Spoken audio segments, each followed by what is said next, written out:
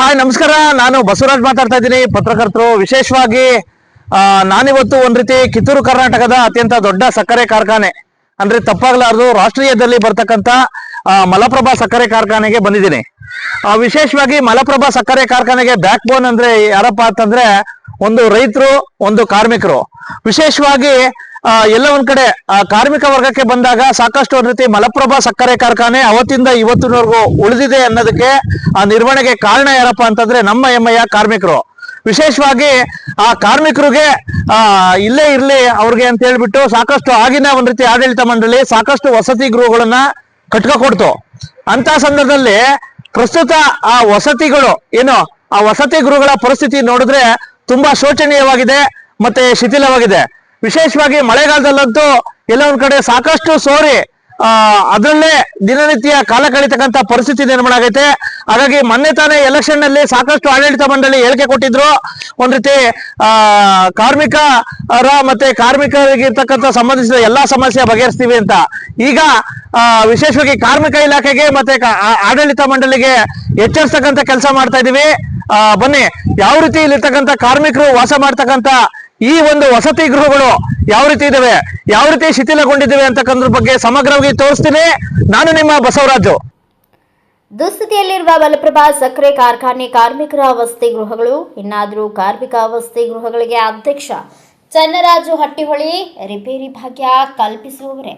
ಹೌದು, ಕಿತ್ತೂರು ಕರ್ನಾಟಕದ ಅತ್ಯಂತ ದೊಡ್ಡ ಸಕ್ಕರೆ ಕಾರ್ಖಾನೆ ಮಲಪ್ರಭಾ ಸಕ್ಕರೆ ಕಾರ್ಖಾನೆ ಬೆಳಗಾವಿ ಜಿಲ್ಲೆಯ ಕಿತ್ತೂರು ತಾಲೂಕಿನ ರಾಷ್ಟ್ರೀಯ ಹೆದ್ದಾರಿಯಲ್ಲಿ ಎಂಕೆ ಹುಬ್ಬಳ್ಳಿ ಸಮೀಪದಲ್ಲಿರುವ ಈ ಮಲಪ್ರಭಾ ಸಕ್ಕರೆ ಕಾರ್ಖಾನೆಯು ಹಾಲಿ ಅಧ್ಯಕ್ಷರು ವಿಧಾನ ಪರಿಷತ್ ಸದಸ್ಯರಾದ ಚನ್ನರಾಜು ಹಟ್ಟಿಹೊಳಿ ಅವರ ಉಪಾಧ್ಯಕ್ಷ ಶಿವನಗೌಡ ಪಾಟೀಲ್ ಹಾಗೂ ಸರ್ವ ನಿರ್ದೇಶಕರು ವ್ಯವಸ್ಥಾಪಕ ನಿರ್ದೇಶಕರಾದ ಮೋಹನ್ ಹಿರೇಮಠ ಅವರ ನೇತೃತ್ವದಲ್ಲಿ ಮತ್ತೆ ಅಭಿವೃದ್ಧಿಯತ್ತ ಹೆಜ್ಜೆ ಹಾಕಿರುವುದು ಕಬ್ಬು ಬೆಳೆಗಾರರ ಮೊಗದಲ್ಲಿ ಮಂದಹಾಸ ಬೀರಿದೆ.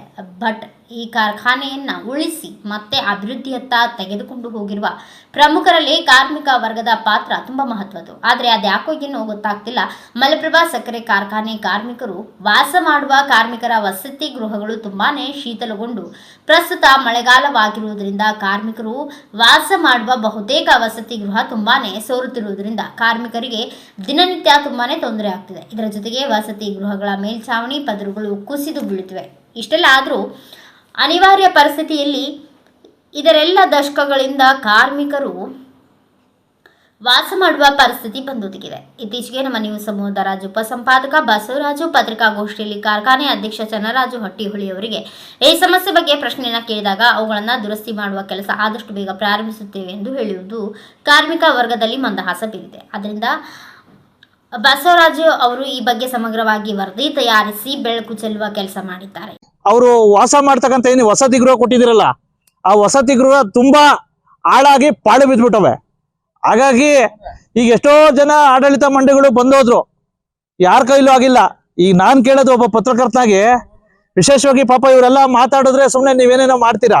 ಹಾಗಾಗಿ ನಾನು ಒಬ್ಬ ಪತ್ರಕರ್ತನಾಗಿ ವೈಯಕ್ತಿಕವಾಗಿ ನೋಡಿರ್ತಕ್ಕಂಥ ಇವೆಲ್ಲ ಸಮಸ್ಯೆಗಳು ಈಗ ಯಾರೇ ಬಂದ್ರು ಆ ರೈತ ಸಂಘಗಳು ಬರ್ಲಿ ಅಂತಕ್ಕಂಥ ಆ ವಸತಿಗಳನ್ನ ದಯವಿಟ್ಟು ಪುನಶ್ಚೇತನಗೊಳಿಸಿ. ಅಟ್ಲೀಸ್ಟ್ ಸೋರ್ತಾವೆ, ಎಲ್ಲ ಸೋರ್ ಇದಾಗ್ತಾವೆ. ಅಟ್ಲೀಸ್ಟ್ ಒಂದ್ ರೀತಿ ಹೆಂಚಾರು ಹಾಕಿ. ಈಗ ಏನೇನೋ ಹೇಳಿದೀರಾ, PUC ಕಾಲೇಜ್ ಮಾಡ್ತೀವಿ, ಕಾರ್ಮಿಕರ ಮಕ್ಕಳುಗಳಿಗೆ ಶ್ರೇಯಾಭಿವೃದ್ಧಿ ಮಾಡ್ತೀವಿ ಅಂತ, ಅವೆಲ್ಲ ಅನುಷ್ಠಾನಕ್ಕೆ ಬರ್ಬೇಕು. ಯಾಕಪ್ಪ ಅಂತಂದ್ರೆ ತುಂಬಾ ಕಾರ್ಮಿಕರು ತುಂಬಾ ಇವತ್ತು ಉಳಿದಿದೆ ಫ್ಯಾಕ್ಟ್ರಿ ಅಂದ್ರೆ ಅದಕ್ಕೆ ಕಾರಣ ಈ ಒಂದು ಮಲಪ್ರಭಾ ಸಕ್ಕರೆ ಕಾರ್ಖಾನೆ ನಮ್ಮ ಹೆಮ್ಮೆಯ ಕಾರ್ಮಿಕರು. ಹಾಗಾಗಿ ಈ ಎಲ್ಲಾ ಕಾರ್ಮಿಕರ ಪರವಾಗಿ ಒಬ್ಬ ಪತ್ರಕರ್ತಾಗಿ ನಂದೊಂದು ಮನವಿ, ಈ ರೀತಿ ಇವತ್ತು ನಾಳೆನೋ ಬೀಳ್ತಾವೆ ಈ ಒಂದು ಕಾರ್ಮಿಕರು ವಾಸ ಮಾಡ್ತಕ್ಕಂಥ ವಸತಿ ಸಮಸ್ಯೆಗಳು. ಈ ರೀತಿ ಕ್ವಾರ್ಟರ್ಸ್ಗಳು ಈ ರೀತಿ ಇದ್ ಮಾಡಿದಾಗ ಪಾಪ ಇಲ್ಲಿರ್ತಕ್ಕಂಥ ಆ ಕಾರ್ಮಿಕರು ಮತ್ತೆ ಕುಟುಂಬ ವರ್ಗದವರು ಮತ್ತೆ ಮಕ್ಕಳುಗಳು, ಸಣ್ಣ ಸಣ್ಣ ಮಕ್ಕಳುಗಳು ಇದೇ ಒಂದು ಮನೆಗಳಲ್ಲಿ ಒಂದ್ ರೀತಿ ವಾಸ ಮಾಡ್ತಾರೆ. ಮಳೆಗಾಲದಲ್ಲಂತೂ ತುಟಿಕ್ ಪಿಟಿಕ್ ಅಂತ ಹೇಳ್ಬಿಟ್ಟು ಕಂಟಿನ್ಯೂಸ್ ಬರುತ್ತೆ, ಮತ್ತೆ ಸಾಕಷ್ಟು ಒಂದ್ ರೀತಿ ಶಿಥಿಲಗೊಂಡಿದ್ದಾವೆ. ಹಾಗಾಗಿ ಎಲ್ಲ ಒಂದ್ ಕಡೆ ಪಾಪ ಇದ್ರಲ್ಲೇ ಆ ಕಾರ್ಮಿಕರು ಕಾರ್ಖಾನೆ ಕೆಲಸ ಮಾಡೋದ್ರ ಜೊತೆಗೆ ಈ ಒಂದು ತುಂಬಾ ಡೇಂಜರ್ ಝೋನ್ ಅಲ್ಲಿ ಇರ್ತಕ್ಕಂಥ ಶಿಥಿಲಗೊಂಡಿರ್ತಕ್ಕಂಥ ಈ ಒಂದು ಕಟ್ಟಡದಲ್ಲಿ ವಿಶೇಷವಾಗಿ ಈ ಒಂದು ವಸತಿ ಗೃಹಗಳಲ್ಲಿ ವಾಸ ಮಾಡ್ತಾ ಇರ್ತಕ್ಕಂಥದ್ದು ತುಂಬಾ ದುರ್ದೈವದ ಸಂಗತಿ.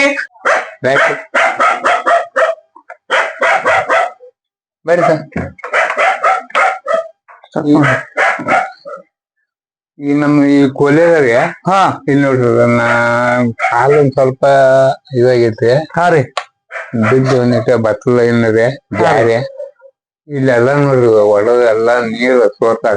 ಮಳೆಗಾಲದಾಗ ಎಲ್ಲ ತೆಗ್ದಾಡ್ರಿ. ಮಳೆಗಾಲದಾಗ ಇಲ್ಲೇ ಮಲಗ್ತೀರಾ? ಮತ್ ಕಾಲು ಇದು ಐತಲ್ರಿ. ಹೌದಾ, ಮಳೆಗೆ ಮಲಗ್ತೀರಾ? ಮಳೆಗೆನೆ ನೀರ್ ಸೋರ್ ನೀರ್ ಸೋರ್ದಂಗ ಏನಾರ ಒಂದಿಟ ಬ್ಯಾಗಡಿ ಕಟ್ಟುದ್ರಿ. ಹಾ ಕಟ್ಟಿ ಮತ್ತ ಅದ ನೀರು ಇದ ಕಡೆ ಬಾಗೈಕೊಂಡ್ಬಿಡ್ರಿ. ಹಾ ಹಾ ಹಾ ಹಾ ಅಡಿಗೆ ಮನ್ಯಾಗ ಇದ್ದೆ ಎಲ್ಲ. ಹೌದಾ? ಹ್ಮ್ ಹಾ ಹಾ ಹಾ ಅಡಿಗೆ ಮನ್ಯಾಗ ನೋಡ್ರಿ. ಹಾ ಅಡಿಗೆ ಮನ್ಯಾಗ ನೋಡ್ರಿ. ಹೌದಾ, ಇಲ್ಲೇ ಈ ಮಳೆಗೆ ಮಲಗ್ತೀರಾ? ಮತ್ ಏನ್ ಮಾಡುವ ಸರ್. ಹಾ ಹಾ ಹಾ ಹಾ ಬಾಜಿ ಇಲ್ಲಿ ಒಳಗು ಇಲ್ಲಿ ನೋಡ್ರಲ್ಲ. ಹಾ ಇದ್ರಿ ಹಾ ಹಾ ಹಾ ಇಲ್ಲಿ ಒಳಗುರಿ ಇಲ್ಲಿ ನೋಡ್ರ. ಹಾ ಹಿಂಗ್ ಬೆಗಡಿ ಕಟ್ಬಿಡ್ತೀರಾ? ಹಿಂಗ ಕೈಟ್ ಬಿಡ್ತಾರೆ, ನೀರ್ ಬಂದು ಒಲೆ ಮೇಲೆ ಸೋರಲ್ಲ. ಇಲ್ಲೂ ಸೋರು ಸಂಬಂಧ ಅದೇ ಈ ಬ್ಯಾಂಗಡಿ ಕಟ್ಕೊಬಿಡ್ತೀರಾ? ಬಂದೇನ್ರಿ. ಫುಲ್ ಸೋರ್. ಹಾ ಸೋರ್ತಾವ್ರಿ. ಹೌದಾ? ಹ್ಞೂನ್ರಿ. ಎಷ್ಟು ವರ್ಷದಿಂದ ಬರ್ತಾ ಇರ್ತೀರಿ ಇಲ್ಲಿ? ನಮ್ ತಂದೆ ಇಲ್ಲೇ ಸರ್ವಿಸ್ ಮುಗ್ಸ್ಯಾರ್ರಿ. ಈಗ ನಮ್ ತಮ್ಮ ಕೆಲ್ಸ ಮಾಡ್ತಾನ. ಹೌದಾ? ಹ್ಞೂನ್ರಿ. ಯಾವ ಊರ್ ತಮ್ದು? ನಮ್ದ ಸುಳೆ. ಸೊಳೆಬಾವಿ. ಓಕೆ. ಮೊದ್ಲಿಂದನೂ ಈ ರೀತಿ ಸೋರ್ತಾನೆ ಇದಾರೆ. ಹೌದಾ? ಸೋರ್ತಾವ್ರಿ. ಹೌದಾ, ಆ ಕಡೆ ನೋಡಿ. ಹಾ ಹ್ಞೂನ್ರಿ. ಹೌದಾ? ಯಾವಾಗಿಂದ ಸೋರ್ತಾವ್ರಿ? ಮಳ್ಯಾಗ ಅಷ್ಟೇ. ಹೌದಾ? ಹ್ಞೂನ್ರಿ. ಎಷ್ಟು ವರ್ಷದಿಂದ ಇದ್ದೀರಾ ತಾವು ಈ ಕಡೆ? ನಾವ್ರಿ ಇವ್ರ ಬಾದುಸತ್ರಿ. ನಾವ ಈಗ ಬಂದ್ 3 ವರ್ಷ ಆತ್. 3 ವರ್ಷ. ಮಳೆಗಾಲದಾಗ ಹೆಂಗ್ ಮಾಡ್ತೀರಾ ಮತ್ತೆ? ಏನ್ರಿ ಬ್ಯಾಗಡಿ ಕಟ್ಕೋತೀವ್ರಿ. ಬ್ಯಾಂಗಡಿ. ಹ್ಞೂ. ಬ್ಯಾಂಗಡಿ ಕಟ್ಟಿದಿರ ಈಗ? ಎಲ್ಲಿದೆ ಬ್ಯಾಂಗಡಿ? ನಮ್ದು ಇವ್ರ ಬಿಚ್ಚಾರ್ರಿ ಮ್ಯಾಲ ಹಚ್ಚಿದ್ದು ಸುಡ್ತೈತೆ. ಬರ್ರಿ ಬ್ಯಾಂಗಡಿ. ನಮ್ದು ಏನೇನ್ ಸಮಸ್ಯೆ ಇದೆ ಇಲ್ಲಿ? ಎಲ್ಲಾ ಸೋರ್ತತ್ರಿ. ಮತ್ತ ಪಟ್ಟನು ಬಿದ್ದತ್ರಿ. ಹಾ ಮತ್ತೆ ಮನ್ಯಾಗ ಹಂಗ ಸೋರದ್ರಾಗ ಇವ್ರು. ಹೌದಾ? ಎಷ್ಟ್ ಜನ ಇದೀರಾ ಮನೆಗೆ? ನಾವ್ 3 ಜನ ಇರ್ತೀವಿ. 3 ಜನ. ಓಕೆ. ಹಾ ಎಲ್ಲ ಸೋರ್ತಾರ. ತಮ್ಮ ಹೆಸರು? ರಾಜು. ರಾಜು. ಎಲ್ಲಿದ್ದೀರಾ ತಾವು? ನಾ ಇಲ್ಲೇ ನಮ್ ಮಗ ಹೋಗ್ಕಂಡ್ರೆ. ಹೌದಾ, ಎಷ್ಟು ವರ್ಷದಿಂದ ಸೋರ್ತಾವೆ ಇವ್ರಿಗೆ? ಹಾ ಈಗ ಒಂದ್ 8 ವರ್ಷ ಆಗುದು. ಹೌದು. ಹ್ಮ್. ಹಾ ಹಾ ಹಾ ಎಲ್ಲ ಸೋರ್ತಾರ. ಹೌದಾ? ಈ ಮ್ಯಾಗ ಹಾಕ್ಬಿಡ್ತಾರ. ಏನ್ ಬಾಳ ಅಡಿಗೆ ಮನಿ ಜಾಗ ಎಲ್ಲ ಸೋರ್ತಾರ. ಹೌದಾ? ಎಲ್ಲಾರ ಯಾವಾಗಿಂದ ಸೋರ್ತಾವೆ? ಎಷ್ಟು ವರ್ಷದಿಂದ? ಈಗ ಒಂದ್ 8 ವರ್ಷ ಆಗೋರು. ಯಾರು ಇವ್ರು? ಯಾರು ಡೈರೆಕ್ಟ್? ಏನು ಅವ್ರ ನೋಡುವನ ಇಲ್ರಿ. ಹಾ ಹಾ ನಾವ ಏನಾದ್ರು ನಾವ ಮಾಡ್ಕೋರು. ಹೌದು. ಹ್ಞೂನ್ರಿ. ಹಿಂಗ ಆಗ್ಬಿಟ್ರೆ ಹೆಂಗಜ್ಜ? ಏನ್ ಮಾಡೋದ್ರಿ ಮತ್ತಿನ್ನ ಹೆಂಗಾರ ಜೀವನ. ಎಷ್ಟು ಬಾಡಿಗೆ ತಗೋತಾರ ಅಜ್ಜ? 2,000 ರೂಪಾಯಿ ಬಾಡಿಗೆ ಕೊಡ್ತಾರ್ರಿ. 2,000 ರೂಪಾಯಿ ಬಾಡಿಗೆ ತಗೋತಾರ ಇದಕ್ಕೆ? ಹ್ಞೂನ್ರಿ. ಹ್ಮ್. ಮುಂದ ಕರೆಂಟ್ ಬಿಲ್ ಅದೊಂದ್ 300-400 ರೂಪಾಯಿ ರೀ. ಹಾ ಇಷ್ಟೆಲ್ಲಾ ಇದ್ರೂನು ಇಂಥವು ರಿಪೇರಿ ಆಗಿಲ್ಲ? ಆಗಿಲ್ರಿ. Okay okay. ಇದನ್ನು ರಿಪೇರಿ ಆಗ್ಬೇಕು. ರಿಪೇರಿ ಮಾಡಿಸ್ರಿ. ಮತ್ ಏನ್ರಿ ಮನ್ಯಾಗ ಒಳಗ್ ನೋಡ್ರಿ ನೀವು ಅಯ್ಯೋ ಅಂತೇಳಿ. ಹೌದು. ನೋಡ್ಬೇಡ್ರಿ ಬೇಕಾದ್ರೆ. ಎಲ್ಲ ಹಿಂಗೆ ಆಗಿದವ? ಎಲ್ಲ ಹಿಂಗ ಮನ್ಯಾಗ ನೋಡ್ಬೇಡ್ರಿ. ತೋರಿಸ್ತಾರೆ. ನಾವು ಕಾರ್ಮಿಕರ ಬಗ್ಗೆ ಅಪಾರ ಕಾಳಜಿ ಉಳ್ಳವರಾಗಿದ್ದೀರಾ. ಕಾರ್ಖಾನೆಯನ್ನು ಉಳಿಸ್ಕೊಂತ ಬಂದಿದ್ದು ಒಬ್ರು ವರ್ಗದಲ್ಲಿ ಕಾರ್ಮಿಕ ವರ್ಗ. ಒಂದು ವಸತಿ ಸಮಸ್ಯೆಗಳು ತುಂಬಾ ಶಿಥಿಲಗೊಂಡಿದೆ ಸರ್. ಎಲ್ಲ ಮಳೆಗಾಲದಲ್ಲಿ ಪ್ರತಿ ಸಲ ಸೋರ್ತೆ ಸರ್. ನಾವೇನಾದ್ರು ತಮ್ಮ ಅವಧಿಯಲ್ಲಿ ಸ್ವಲ್ಪ ಏನು ಮಾಡ್ತೀವಿ?